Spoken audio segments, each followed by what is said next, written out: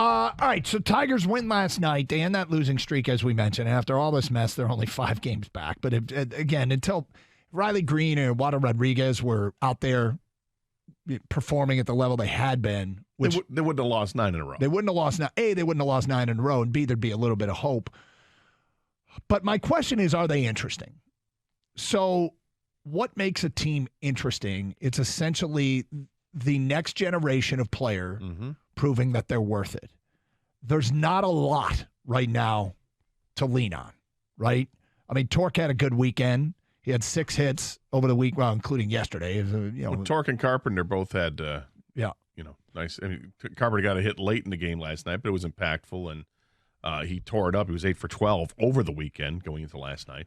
And Tork with 2 doubles and a home run in the last 4 games, showcasing a little bit of power at least. And his batting average is slowly climbing here, but it's a slow process, and it's a long way to go. But hell, we got last night. For now, we've got last night where he went 3 for 6. He had a double. He had a home run, a big home run in the 9th to cut the 3-run deficit to 2, and then the walk-off, I'm going to put in quotes, single, which is probably more of a sacrifice fly, but he hit it deep enough that I'll take it.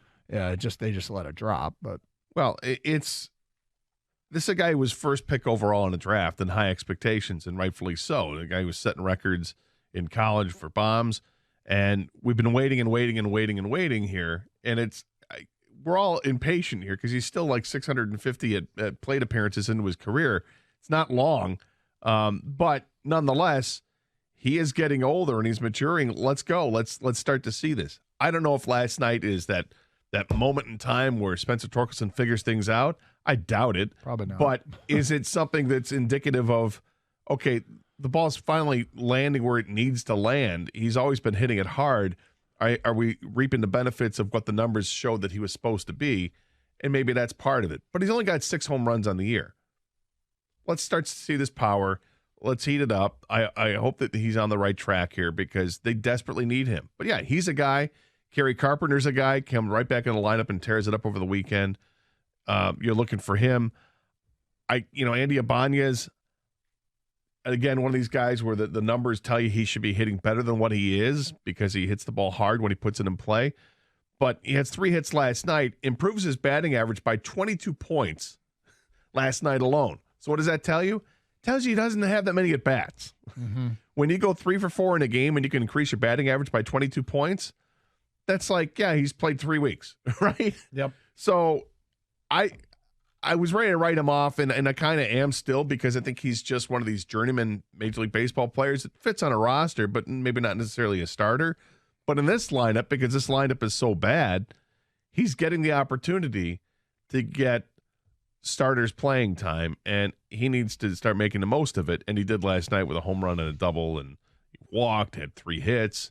Good to see. But yeah, there are a handful of guys like that on this team. Reese Olson's another one who gets a start tonight. Well, the Ibanez impact, including the gunning the guy out at home plate in the extra innings, was kind of awesome. I don't know how that was overturned or how that stood and wasn't overturned. I thought replays clearly showed that he was safe, but great throw. Yep. Great throw. A little bit up the line, obviously, but got it there in time and preserved the double play there to end the 10th and give the Tigers the chance. And then the Tigers, they made the defensive play, the not spectacular but good enough defensive play in the 10th, and Atlanta didn't. When the Tigers Rogers laid down the bunt, they made the error, and then Tork came up and won the game. There's a guy in the team that I'm watching very closely, and I'm hoping like hell that it picks up, and it's Javi Baez.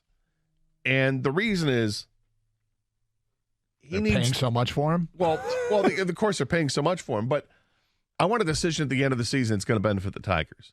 So either he's played well enough, he's not going to opt out, okay, and we're like, okay, he's back, and he's back to being Javi. He's going to be a guy who's going to hit 25 bombs a year, maybe hit 250, but he's going to be a real contributor and hopefully a solid glove at short, although I've got some issues with him at shortstop.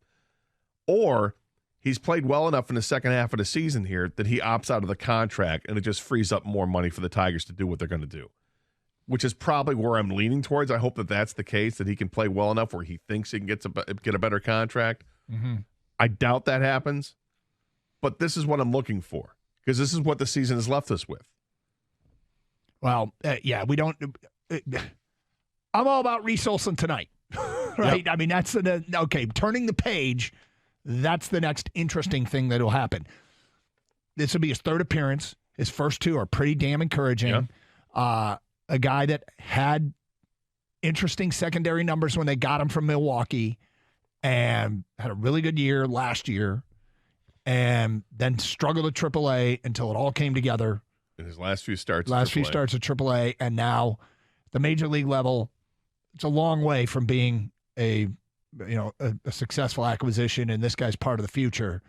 But maybe he will be.